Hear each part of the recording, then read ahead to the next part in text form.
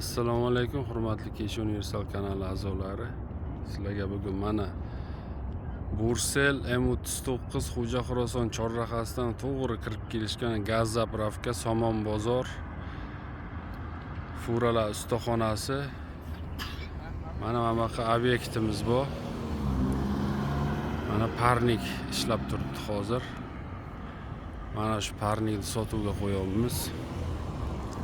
Mana yo'l usti.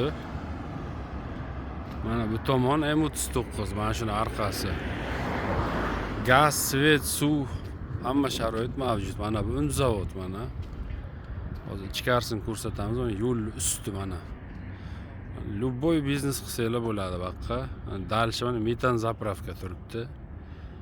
Mana bu ustaxona. Keyingisi Furalar ustaxonasi, keyingisi Somon bozor. Mana shu qatorga mana joylashgan. Hozir ichkarisini ko'rsataman. Mana hozir parnik bo'lib turibdi. Mana bu ko'cha tomon. Mana devor bilan o'ralgan polni to'rtta tomon. Hozir mana bodring ekilgan, ishlab turibdi parnik. Katta darvoza ham qo'yilgan. 18 sotix общий.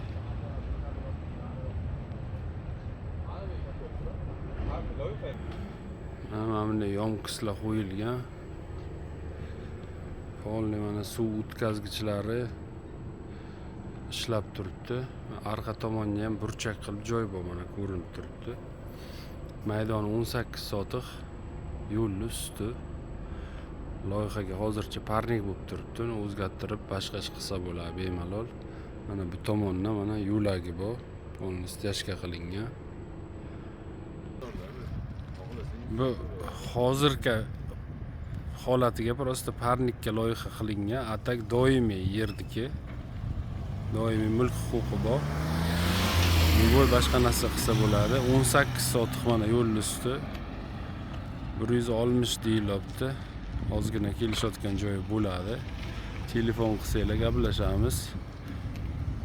Mana shunday yo'l ustidan joy oqtarib yurganlar tashlab qo'yasizlar. Mana bu mana M39.